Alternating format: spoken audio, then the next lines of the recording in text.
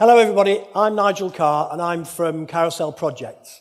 I run a digital marketing agency in Mere, in Cheshire. We specialise in SEO and PPC, search engine optimization and pay-per-click management, the two thrusts and most important parts of digital marketing to promote any website that you may have. Can I have a show of hands for anybody that has a website up and running now? Okay, and another one for those that haven't started their websites yet. Okay, and anybody that's just here for information. Okay, so I've got a good understanding of actually what your expectations are. So those of you that have websites will understand how important it is to get in front of eyeballs, and those eyeballs are searching for you on Google. But it's very, very difficult to actually get onto the first page of Google. So by the end of this, hopefully, you're going to understand an awful lot more about how to get ranked in 2019 and how to actually get your website found. So a little bit about me. I won't bore you to death. 20 years working online. Our first directory sites went online in 1999, and that's when we started doing affiliate marketing. 13 years in online retail, 10 of those selling shoes online. And at this very moment in time, we've got a couple of websites selling CBD oil and one selling fashion shoes. So as well as being involved in digital marketing, SEO and PPC, I've got a few side projects with some partners, so we keep ourselves up to date all the time with what's going on. So this isn't just dry training, this is training with knowledge because we actually need it ourselves to make those websites rank. I'm also an editor at Louder Than War magazine. I don't know if you know it. It's an online punk and rock and roll website run by John Robb, and I'm the interviews and special features editor on that website as well. So I interview bands and see people every week. We're seeing The Residents tomorrow night in Manchester, if anybody's there. I'm also an authority advisor on Moz.com. If you get a chance and write this down, Moz.com, for me, is the best website in the world to learn SEO. They have what's called Whiteboard Friday. Whiteboard Friday happens, well, it used to be every Friday, it's now sort of once a month. And if you look through all of the Whiteboard Fridays by a guy called Rand Fishkin, who's sadly left Moz.com, you'll find stacks and stacks and stacks of information about SEO. They're all in sort of 2, 3, 5 minute chunks. So it's very easy to follow, easy to learn, and you can go back and look at those videos over and over again. You can download the transcripts and the pictures that go along with it. If you want to tag us while we're going along, Carousel Projects, Nigel Carr, and of course, Tech Manchester. So just to get this out of the way, because a lot of people think I look like other people, so to dispel any myths and rumours, I am not Quentin Tarantino, as a lot of people think I am. I am not Gordon Ramsay, although I do wave my arms around a lot and speak very quickly. I'm not Robin Williams, have been likened to him. And I'm not Colin Firth, okay? So while she's sitting there wondering who he looks like, I'm not any of those people. And I have been bumped into and people have gone, it's Quentin Tarantino! Well, it's not. So there you go. So why is SEO so important? A web developer will get you a great looking website, but they won't get you in Google. Search engine optimization will get you in Google. And the problem here is that many web developers create great looking websites without a thought to SEO. So they'll give you a wonderful, picturesque wireframe with great images and everything else, many of which have to be supplied by you, but the content is supplied by you. And the way they actually construct these websites, the menu structure and everything else, yes, they'll have a few conversations with you and they'll try and understand what you want, but the bottom line is that in order to get into Google, you need SEO, you need search engine optimization, because a web developer won't create any content for you. And every piece of content has to be put on each of the individual pages of a website in a one theme, one piece of content manner. Otherwise, they overlap. So why is SEO so important? Without SEO, your site is invisible to Google. We've already said that. You'll get a website, you'll be sitting there, but it won't rank because there's no content. You'll have written content, it might overlap. There are lots of reasons, we'll go through that in a minute. 95% of websites are not optimized for search engines. We analyze websites, we do SEO audits for websites, and I can tell you now that every single website that somebody's brought to me has not been optimized for SEO for that very reason, because the web developer's done it for them. Whatever your developer tells you, whatever they tell you, and they'll tell you all sorts of bullshit, they're not SEO experts. They're geeks. They sit and build websites. They're not necessarily geeks, but, they're there to build your website. They'll know the code. They'll know the PHP. They'll know how to put images here, there, and everywhere, but they won't know how to create great content, because he can give you a great-looking site, but content is king. Common SEO misconceptions. Nah, mate, it's all a load of bullshit, isn't it? I was in the shower, in this sauna the other day, and some guy they were talking about SEO. Yeah, he'd had another email about SEO, selling SEO services for $99 a month, £99 a month, £150 a month. I get those emails every day. I might get even 10 a day, even to us at Carousel Projects who do it for a living.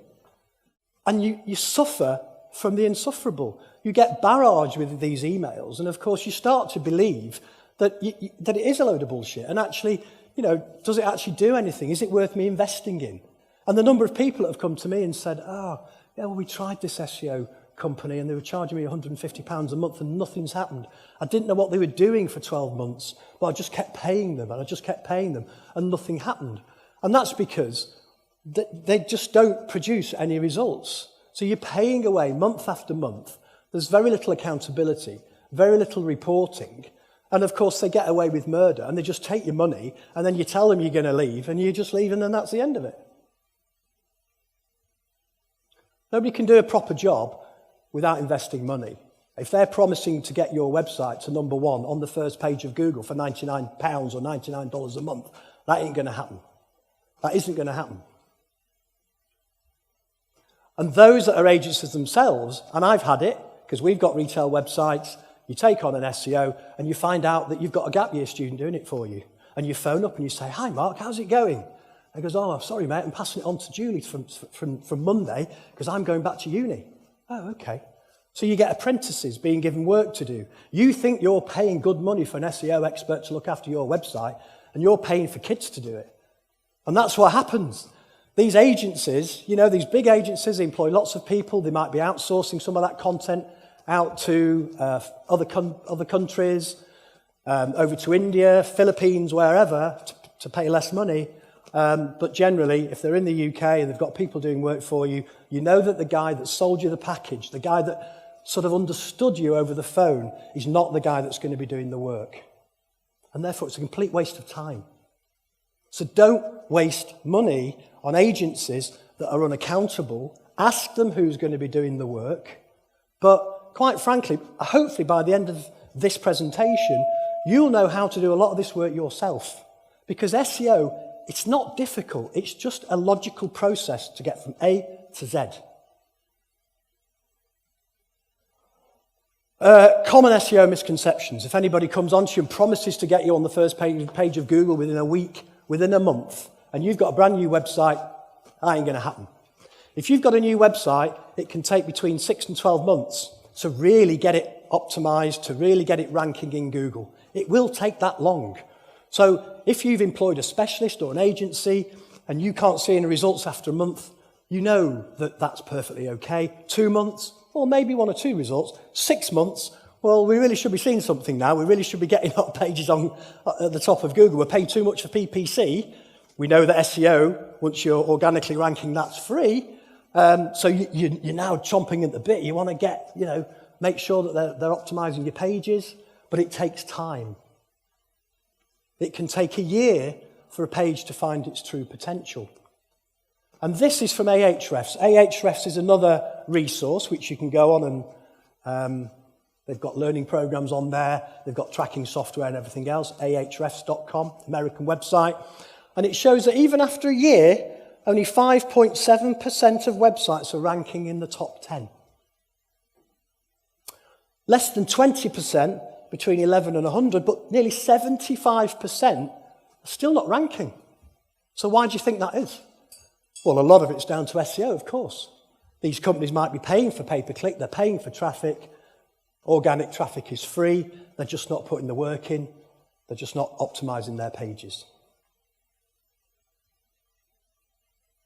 New sites take time to rank, don't expect results overnight. So how do search engines, are we okay so far? Are we all okay so far? How do search engines rank websites? So Google and other search engines, if I say Google, it's just a euphemism for every different name of search engine, Bing, and all the other ones. We just say Google because Google is 95% of search. So what methods do Google use to rank your website? The art of ranking, they use algorithms. So in the old days, they just used to slap everything in there. So whoever had a little bit of content, you'd put loads of keywords into your page, which have now been deprecated. You don't need that now. And Google was just a free-for-all. 10, 15 years ago, you had Alta Vista, you had Yahoo as well, and these websites were just putting anybody in search. And quite frankly, we had a shoe website, and we had about 20 different versions of it, all ranking in the top 100 websites for the search shoes. It was fantastic. It was a complete free-for-all. It was free money. And we could put affiliate links on those websites and earn money. 10, 15, 20%. It was fantastic. These days, it's got a little bit more difficult. It's got even more difficult last year and the year before because of GDPR. So Google has limited the amount of keywords that you can actually track. So now if you go into Google Analytics, you can't find all of the keywords that you're actually ranking for. It says not provided for about 99% of the results. So they've made it very, very difficult. So what Google is using now is artificial intelligence. The old PageRank score has gone. If anybody remembers PageRank, it used to have a little PR, little green thing at the top of a website. But now it's moved over to artificial intelligence, which is handled by something called RankBrain. And so what Google is doing now is ranking pages on searcher intent. And search intent here is the big keyword. So if you type in, I want to buy some Clark's shoes, Google knows you want to buy Clark's shoes. If you just type in Clark's shoes, no, it's not sure. It doesn't know whether you want to see pictures of Clark's shoes, videos of Clark's shoes, the websites to buy them from, or maybe the Wikipedia page that the Clark's shoes are on. So that's a slightly different intent. If you type in Ruby Clark's shoes, it knows that you want to have a look at that style, maybe buy that style. So what's happening here is it's going round and round. The rankings, Panda, Penguin and Hummingbird, the different updates. There was an update last year called YMYL, Your Money or Your Life, a Google update that affected health and wealth sites.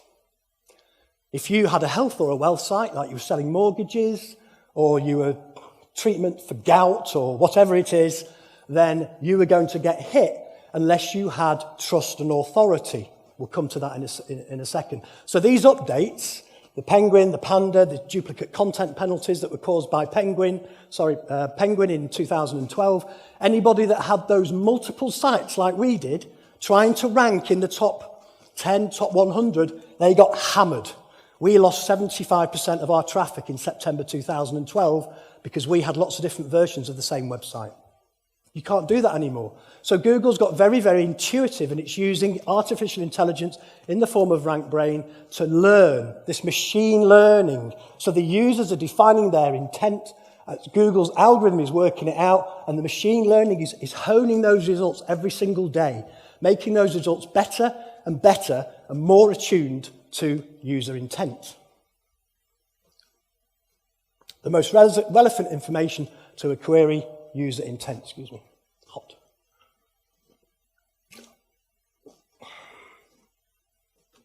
And the search bots are searching your website every single day.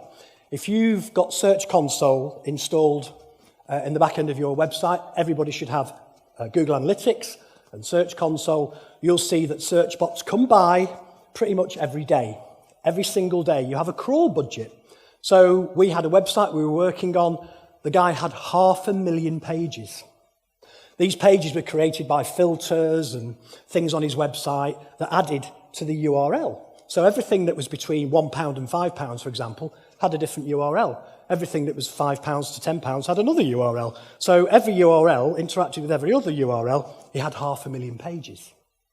Now the problem there is that Google will come to your website and it will apportion the crawl budget day by day. So it will nibble, say, 100 pages on Monday, 200 pages on Tuesday, 300 pages on Wednesday. You can see this in Search Console. So you can see how long it takes for Google to rank your whole website. If you've got 500,000 pages because you've configured your filtering system incorrectly, it's going to take 2, 3, 4 months for Google to go through all of those pages for this little bot to keep coming back and re-ranking you and re-ranking you and re-ranking you. You make a change to a page, and we'll show you some meta titles in a minute. You change some of those meta titles and you wonder why it's not happened, why that re-engineered meta title isn't featuring in the current update of Google. It's because it hasn't been back and had a look. This little bot here, it ain't been back to your website because you've got a crawl budget. And if you've got a website of 500,000 pages, you can understand it can take quite a while for Google to come round again. You can check it. You can do a search in Google, look at your website. There's a little green arrow next to the URL, and it says last cached, that page. And it might say December the 25th. You go, I've done loads of updates since December the 25th. They've not been found. Well, they've not been found because this little bot's not been back and had a look. And that's why when you do modifications to your website, make sure that you're not indexing pages that you shouldn't be indexing. We'll go through that in a minute. But also just realize that if people are working on your website, they're SEOs, it just doesn't happen overnight. It doesn't happen overnight because this little guy has to come round and re-index everything. There is something in Search Console that says fetch Google. So if you do an update, you can request a fetch, but you can't 100% rely upon it. So I found that even if I fetch Google in a week, 10 days, it's just not happened. So where can a site rank? So we talked about in the old days of Alta Vista, Yahoo, and when Google just started, you just had search results, didn't you? You just had 1 to 10, 10 to 20, and you went through and you could find out where your site ranked. These days, it's a little bit different because you can rank in lots of different places. So has anybody seen these rich snippets at the top? Yeah? So this is a simple search for yoga poses, for example. Now, there may have been an advert at the top, but I doubt that somebody would advertise for yoga poses. Maybe in the local area, maybe there was a local yoga studio that was above there. But this is the top result. Now, in the old days, you just have Yoga Manchester, Yoga Knutsford, those websites. Here, you've got something called a rich snippet. And this very clever website, doyouyoga.com, they have this page that says, these are the top yoga poses for beginners. 1, 2, 3, 4, 5, 6, 7, 8, 9, 10. And those 1 to 10 items are being featured above anybody else. And very often, this site won't even be the top organic site. It might be 3, 4, 5, 6, 7. But because it's answered the query, the user intent, more than anybody else, Google has plopped it right at the top. Right at the very top. So, are the pages on your website where you can give a top 10? We've done it for an affiliate website. We were ranking Fly London boots, the best Fly London boots to buy. We simply put 1 to 10, but we created great content underneath. So there'd be a pose, for example, and then some written content to support it. So you might have the H2 on the page might say the top 10 yoga poses for 2019, 1, 2, 3, 4, 5, 6, 7, 8, 9, 10. Generally, you can get in just by doing that. We'll come on to Schema. There's schema.org, which I'll speak to you about a little bit later. But as simple as that, 1 to 10.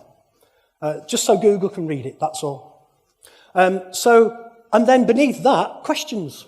This is above the organic content. So you've got the 1 to 10, the poses, but then people also ask. And in all of these as well, because you're answering questions that people are asking to find these results, they're actually bringing up those questions that they're finding on those individual pages. If I click down, click, there's a page that answers that question better than any other page. And again, that's above all the organic results. It's answering the questions. Another place to rank. I'll show you in a bit. There's a website called Answer the Public, which gives you the questions to put on your page. But I'll come to that in a second. Also, within the organic results, yes, you've got organic results. We're doing some work with the log cabin business at the moment. This was good because it's very visual. People make Pinterest boards of log cabins and kitchens and things like that. So it's a very visual thing. So you've got a couple of organic results here. It's not just 1 to 10. In the old days, it would have just been 1 to 10 websites. But here, you've got organic images. They're not paying to be there. So you do have the shopping results. If you will have the shopping results. If you search for Fly London boots or log cabins, you'd find people selling them, and there'd be ads all around the right-hand side as well. But these are free images. You tag your images correctly, you can get in these free images. You put your alt tags in there, you save the file, you name it properly, you can get in here and it doesn't cost you anything. More organic, and then videos as well. So here's a section for videos. So those videos, they can be on YouTube. All of these are on YouTube, but you can host them on Wistia, Vimeo. There are various different places of telling Google that this is your video. It's not just a YouTube video. In this situation, they're just all YouTube videos. But this is cramming that old front page that used to be 10 results with loads and loads of other pieces of information that you're now seeing. And you can rank in any of these if you tag everything correctly. The local pack. Again, if you search for a local company, if you search for SEO where I live, you get this. So you get the local pack. So wherever you are, so if you're looking for a product and it might be kitchens or something like that, you'll find within your area the kitchen manufacturers or the retailers that are closest to you. You've got the map as well, and you've got the GMB, the Google My Business. It's really important to claim your Google My Business. If you're a local business and you haven't claimed this, then you're missing a really big trick, because people can find you through it. And there's a whole subject on optimizing this. I could talk to you for 3 hours about optimizing your Google My Business. Get the categories filled in properly, put updates in there, put videos in there, put images in there, answer the questions on there, answer the edits on there, and you'll start to rank for GMB. We just added, because we weren't selling the service, SEO training in here. Now you search SEO training in our area, and that will come up. So anything that you're involved in, even if it's close to what you do, it's not just website digital marketing, it's website development, etc., put them in as categories. You don't have to. There used to be the case where you had to have a physical presence. They've now changed it that you can say that you don't have a physical presence. So whereas that might have our address here, I can actually have that removed, and it might just say Mere. The fact is, I quite like people coming to the offices. You can create Google Maps with directions. So you can create a Google map, go into Google Maps, and you can say, if you're coming to us from the M6, the south, this is the direction you take. You go up the M6, come off at the A50, A556, and it will produce a blue line to your door. You can do it from North Manchester, East Manchester, West Manchester, or is it the other way around? So you can produce Google Maps. So the more detailed you can make this, the better. And it's another place where you can rank for a local website. The more detailed you can make this, get people talking about you, get people leaving reviews. Nobody does it enough. I don't do it enough. So there are lots of different places to rank in Google. So it's really, really important to know that it's not just about organic rankings anymore. It's not just about being in those top 10. You've got all of those 7 different places to rank. And each of them is wide open. You can go for any of them. The rich snippets is amazing. It might take time. It might take time for Google to trust your website, to read those rich snippets, but we'll come on to trust in a minute. If you want to find the pages that you've got ranked, this is what you do. Site, : and then your domain name. I don't know if you know that. Can you see that? So if you want a list of all of the pages that you've got ranked in Google, people say to me, how do I know what's there? How do I know what I'm ranking for already? Use this simple query, site and the domain name, and you'll get a list of all the pages that you've got ranked in Google. If you want to find, are they HTTP, you can write in URL : HTTP, HTTPS, log cabins, anything really. You can find that if it's in the URL, you write in URL, and then the term that's in the URL will list those URLs that you're listing for. And if you just want a piece of content about log cabins, just write log cabins, and all the pages that have log cabins on them will be listed. So it's a really, really simple and easy tool to find out what you're ranking for in Google. Then you can go to Google Search Console. We've spoken about that already. If you don't have Search Console set up for your business, it's simply a case of claiming the website through Google Analytics and then just going to Search Console and you can claim Search Console. And Search Console will give you stacks of information about indexing of the pages for your business. You can get images in here. You've got valid pages, error pages, and basically it will show you impression data, but I'll show you later on where it actually shows individual keywords and individual pages that are being ranked as well, so that you can track the results of your SEO efforts. So use Google Analytics and use Google Search Console. This isn't a class about analytics, it's a whole subject in itself that would take all day, and Search Console as well. On the face of it, it's quite complicated, but you can just look for the areas where it says indexing and look at the pages, look at the keywords, and you can see what's ranking for what. You can see CPC data, impression data, and your average position for each of those pages. Also, you can put your sitemaps in here. Is anybody familiar with Google Sitemaps? Yeah. So if you don't have a sitemap, a lot of websites today are built on WordPress. And if you install the Yoast plugin, then the sitemap configurability comes with that automatically. You've just got to do it properly and not index everything. We can come on to that in a minute. So, this is the meat of it really. What are the ranking factors in 2019? So, what are the ranking factors for 2019? This is the meat of it. This is the most important thing that you're going to see today, along with an explanation on how to optimize each of those parts. Number one, the meta title on the page. Is everybody familiar where the meta title is on the page? It sits, okay. We'll go through them and explain where they are later. So the meta title sits in the code and it tells Google the name of your website. So if you're selling log cabins, it's going to say something like log cabins, timber buildings, and then whatever the name of your website is. And this piece of code is going to sit behind the page, and it's going to show Google exactly what it is. I'll come on in a minute where it is. Page content. I've already said content is king. User intent. You make sure that every single page tells its own story and doesn't duplicate with any other page. Images with alt tags. So every single image on the website has a place to put an alternative text tag. The alternative text tag tells Google what the image is, because Google can't read it.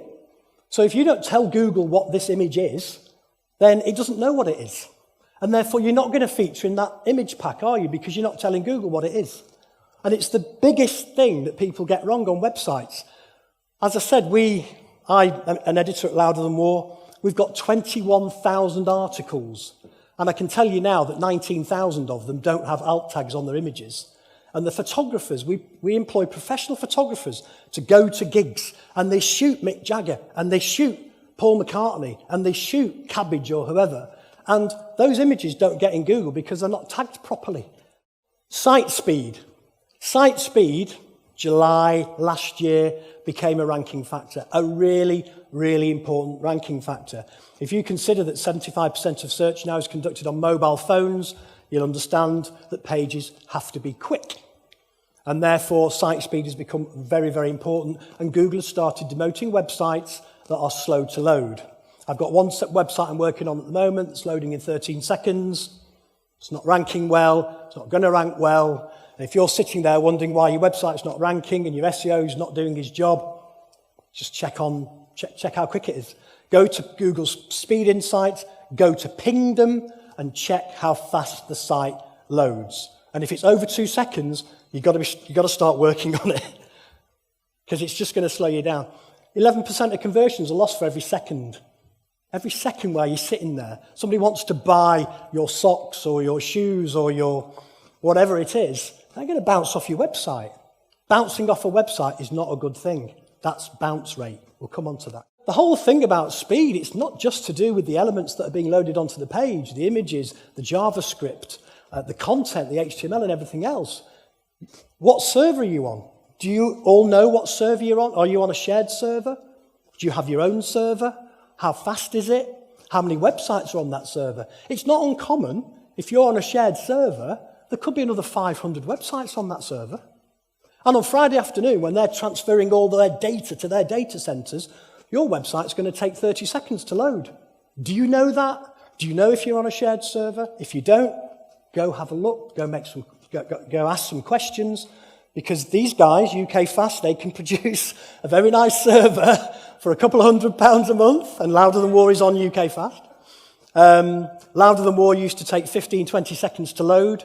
As I said, it's got 21,000 articles, very few alt tags. It was a mess. The code's old. It's 2014. We moved it to UK Fast. It takes 2 or 3 seconds to load. We've got our own server, but that's £200 a month. So within your entrepreneurial spirit, your desire to get things right from the very beginning, are you going to compromise speed over conversions? Think about it. You might only get 10 people going on your website this week, but if you do PPC, that could be 1,000. If you get your SEO right, in 6 months, that could be another 1,000. You've got over 2,000 people a day. If that's on a shared server, you're going to have problems. You're going to have problems, and people are going to bounce off and go somewhere else. Now, of course, it depends on the website. If you're selling socks, you're selling shoes, you're selling gloves or whatever, there's an immediacy, there's a fulfillment, there's a desire to be sated very, very quickly. If you want to see the latest interview with Mick Jagger, maybe you can wait a little bit. Maybe you can stand it, you know, and therefore it doesn't matter so much. But people expect it now. People expect it to be very, very quick. People want immediate satisfaction. So if they're searching, they're going to bounce off your sock website and they're going to go off to Amazon. For sure, 100% if they're not there already. It used to be all about backlinks. And you know that if you search for, I don't know, a Le Creuset set, you're going to find Amazon right at the top. You're going to find Debenhams number 2. You're going to find Wayfair somewhere in there as well, because you know that everybody's writing about those websites. It's really easy for them to introduce a product, pair of socks, pair of shoes, a wooden shed, and they're going to be in the top 3 or 4 or 5 results because they've got the Daily Telegraph magazine writing about them. They've got the Guardian writing about them. They've got fashion magazines. They've got, you know, GQ or whatever writing about them for ties and socks and everything else. And so those backlinks are from very, very high domain authority websites. And that's really, really important. The higher the domain authority of the backlink that's linking to you, if it's over 25 or 30, we'll come on to DA a bit later, then it's really, really important. And those backlinks matter because that DA, that domain authority, because that's a very, very big website, Debenhams. Amazon's huge, we know that. If you've got a link coming in from, say, the Times supplement, you know, the online Times supplement or something like that, or God forbid, Wikipedia or something like that, you know, those backlinks are huge backlinks. And that juice that's held within those pages, because so many people are looking at Wikipedia, it's got to be the biggest website on the planet. If you can get backlinks to your website, then that link flows through to your website and enhances the rankability of that page, that website. There's page rank and there's page authority, domain authority. If you can get it to the home page, brilliant. But any internal page that you've got lots and lots of backlinks coming into is going to enhance the rankability of your whole website. It's really, really important, but it's not as important as it used to be. So if you're trying to compete with those big websites, now, in this day and age, in 2019, the emphasis has moved to content. Because if you can create killer content that can kill a page on Amazon or Debenhams, you can beat it. I'll tell you now, you can beat it. Even though those websites have got a massive number of backlinks, you can beat them with great, great content. Shareable content. People on Facebook or Twitter or Pinterest or Instagram will be sharing your pages. Those social signals will matter. So I bang on about backlinks being really, really important. It is important to get backlinks, but the emphasis for 2019 has tipped towards content. Content is king. Internal links. People forget about internal links. They think the menu's enough. But if you're writing content, say you're writing a blog post, and you're saying, well, these are our best 10 log cabins for 2019, or our 10 new brands of socks, or something like that, and you're writing a nice block of 300 plus words, remember that, 300 plus words. If you're writing some great long-form content, and you see a brand name, like, I don't know, Wessex socks, I made it up, link internally, because that backlink is in a contextual block that would be pointing to the money page. You got a blog post talking about all those new brands, point them to the pages where people can buy them.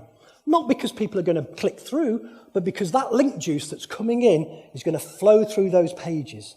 Not just from the menu, but through those anchor texts. And if you use an image, make sure you've got an alt tag on it, because Google uses the alt tag as the anchor text. So cross-link across your website. Search the biggest ranking pages on your website. Create content that links into other pages that you want to rank. Because those internal links, they're not as important as backlinks, but they're very, very important, and they're getting more and more important. Because it solidifies, it links your pages together. It's like the cement that links the website together, all of those pages. Sitemaps.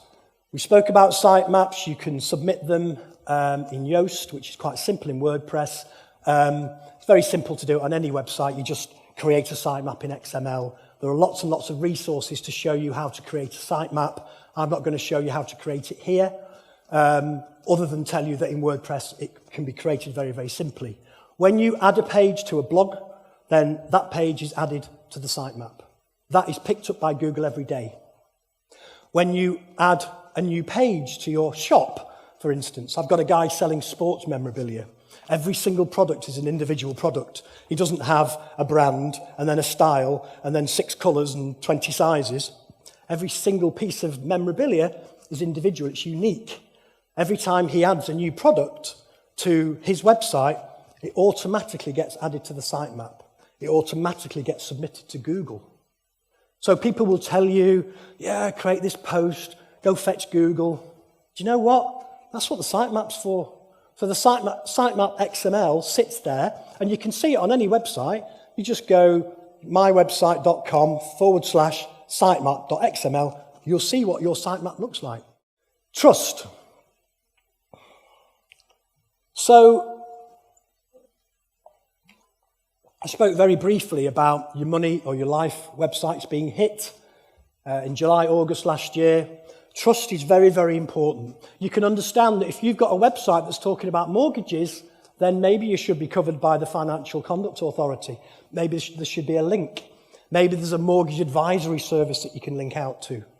So this trust doesn't just happen, not just on the website at the bottom, but of course, you can have all of those sort of trust and affiliations. So the SSL certificate, a lot of websites now are still HTTP. There should be HTTPS. If you're running an HTTP website, go buy a certificate. Go to VeriSign, go to Thought, go to GeoTrust, get yourself an SSL. It's a secure socket layer. It tells Google that everything that's downloaded from that page is secure. It's secure, and therefore I'm going to rank you higher than I did rank you before. So just adding HTTPS, which is a ball ache, I'll tell you now, and the bigger the website, Louder Than War was 21,000 pages. It took 6 months for everything to resolve. If you do it properly, you'll be rewarded by higher ranking. Those pages that don't have HTTP, you'll see a little red sign in the left hand now, not secure in Firefox. Internet Explorer will bounce you off, and Chrome will say not secure. Are you going to trust in that website? Are you going to upload your details into that website? Are you going to buy from that website? No, of course you're not. Websites get hacked every day. I had an email from Who's. Anybody know Who's? H-O-U-Z-Z? lists sort of, what does it do? Household goods and stuff, doesn't it? Yeah. So pictures, chairs, all light fittings, all that sort of stuff. And I was working for a website called Moonbeam Lighting. We listed all his stuff on Who's. It's just been compromised. They just nicked my email, my password, probably my mobile phone number. I had a text the other day from somebody that said, change your password on this domain because it's been compromised. I didn't even know who it was. Stuff's been nicked left, right, and centre. Sites have been hacked into. If you haven't got SSL, you really shouldn't even be in Google. So buy an SSL certificate. Very often they're free. I think the last one I bought was 25 quid. The one before that for Ampura was 75 quid. The prices are coming down. Places like 1&1 and 123 and Fast Hosts, they're pretty much free these days. Get it installed. Make sure you make the changes. You have any problems on moving from HTTP to HTTPS, there are plugins for WordPress that can virtually do it for you. It's quite simple to do. It's £100 for a web developer to fix for you. Do it. Affiliation, we talked about that. So affiliation with the FCA, places like that. If you're a health site, then maybe there's an organisation that you want to involve yourself with. But this kind of goes to web pages as well. If you write a great blog post, there used to be a thing not linking out to people. People were scared that link juice was going to flow out from a web page. If you're linking out to a trusted web page, so if you're doing a feature on Mick Jagger, for instance, and you put Mick Jagger's wiki link on your page, that's a positive outlink, isn't it? It's useful for people to link out to Wikipedia. It's useful for people to read an article on The Guardian or The Telegraph or The Times or something like that. Don't link out to your competitor. God forbid, you don't want to do that. It might cause yourself some problems. But linking out to trusted sources, very, very important and great for any web page. Social signals. Social backlinks themselves are not a ranking factor. So if you do lots and lots of blog posts and you put them on Facebook, you put your images on Pinterest and Instagram and everywhere else, or Twitter, you share stuff on Twitter, they're not ranking factors. They're all non-follow. There's a difference between do follow and no follow. If you're going after backlinks, try and go after do follow. Some blogs don't allow you the actual link flowing back, so they'll put a little tag in the code that says no follow. So try and go for do follow. Social signals themselves, the act of being on social media, of amplifying your content through Facebook, through Instagram, through Twitter, through Pinterest, through wherever, those are social signals. They will get you traffic. 50% of Louder Than Wars traffic comes from Facebook and Twitter. 50%. And we get up to 20,000 visitors a day. So all of those people are interacting with the website. They're coming to your website, they're sharing your content, they might be sharing it on a blog somewhere else, they might be talking about you and about that particular piece. All of those create social signals, and it's the social signals that are important for SEO. Not those backlinks themselves, but the fact that people are going on social media and talking about you. Those social signals are important. There's a distinct difference between the actual backlink itself and the social signals created by being on social media. Let's face it, social media is huge. Facebook's at 2 billion users. It's enormous. You can't get away from it. If you're sharing stuff on Facebook, then people are sharing from Facebook. And therefore, that's going to create trust. That's going to create other backlinks. That's going to create social signals that you need to rank. CTR is click-through rate. If you've got a page selling socks, and the title of the page says Wessex Socks, and the description on the meta title is a meta title, a meta description. The meta description says, we sell Wessex socks. Who's going to click it? Like nobody. If you have a description that says, we sell the finest Wessex socks in the UK, and we deliver in 24 hours for free, then that's a great puff, isn't it? That's a great call to action. That will increase your click-through rate. If you don't write descriptions for your website or titles for your website, then Google will write them for you. And particularly with descriptions, they'll go and nick a bit of text that they think is pertinent to the user. They'll try and match the content to the user intent. They will write their own description based on your content. Your opportunity here is to increase the click-through rate by saying, we're the best, we're the cheapest, we're the quickest, we're going to get you there better than anybody else, we've got the biggest range, we've got the lowest prices. You can't do that in PPC. Google AdWords stops you. You try and say we're the best, we're the fastest, we're the cheapest on Google PPC, they'll ban the ad. You can do it on your description, in your meta description, you can say you're the best, you're the fastest, you're the lowest price. This increase in click-through rate, so if your click-through rate's like 1%, 2%, you start working on those descriptions and saying we're the best, we've got the biggest range, and those click-through rates start to rise, then those pages are going to start to rise. Those pages are successful. Those are the pages that people want to see. They want to click through. They want to read them. The CTR rises. The rankings rise. Mobile friendly. We've spoken a little bit about mobile speeds, but make the pages mobile friendly as well. Some of you with websites will have received a coverage issue from Search Console. Anybody? Anybody seen coverage issues? An email? No? Okay. Huh? A coverage issue, it will say that, for example, the text on a button is too small. Okay? Stuff like that. So Google now, Search Console is getting very intuitive. It's getting very good. It's sending you emails telling you some of the problems with your website, which is great. Have a look at them and see what they're saying. But basically, mobile speed we've sort of covered to death. Images. How many websites have you been to and you've been on the mobile version, you can't see the image because they've just optimized it for PC or tablet. You go on the mobile, you can't see because they've embedded the text within the image. In new responsive websites, that's a crime. You just use the text version. You can specify the text. Lots of themes in WordPress like Avada and Impreza and all these themes, they allow you to specify the font height on mobiles. Make sure that's optimized because somebody will go on your mobile version of your website and they can't even see the button. And actually, some of the buttons are so close together they can end up clicking two at the same time. So be very, very careful about this. This is really, really important. I'm working on a website at the moment, and it's perfectly illustrated. I can't show it you, but he's got 5 buttons in a line on his homepage. And on the mobile version, they're so tiny, you just can't see what it says. So what's the point? It's a waste of time. So he will get a coverage issue. Actually, we're building him a new website, so we're sorting it out anyway. Social signals. We've spoken about social signals. That's in twice. And there you go. The final thing, the ranking factor for 2019 is dwell time. Anybody know what dwell time is? It's fairly self-explanatory. Dwell time is the time spent looking at your page.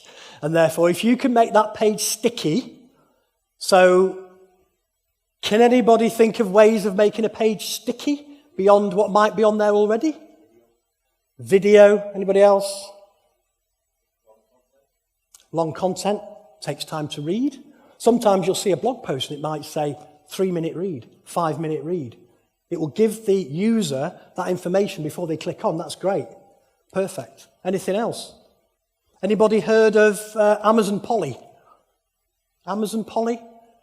So it converts text into speech. So you can load the plugin via WordPress. I keep talking about WordPress and I make no apologies. A lot of people use WordPress. There are versions that you can use on other platforms. Amazon Polly, you can download it from the plugin section. You have to set up what's called an AWS account with Amazon.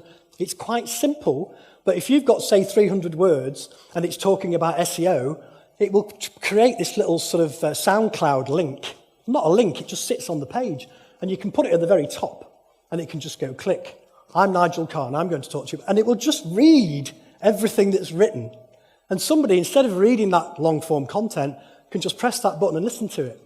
And better than that, Amazon Polly, it's using artificial intelligence to actually speed up how the content is related, with pauses for breath. You wouldn't believe some of the robots that can talk and sound like a real person.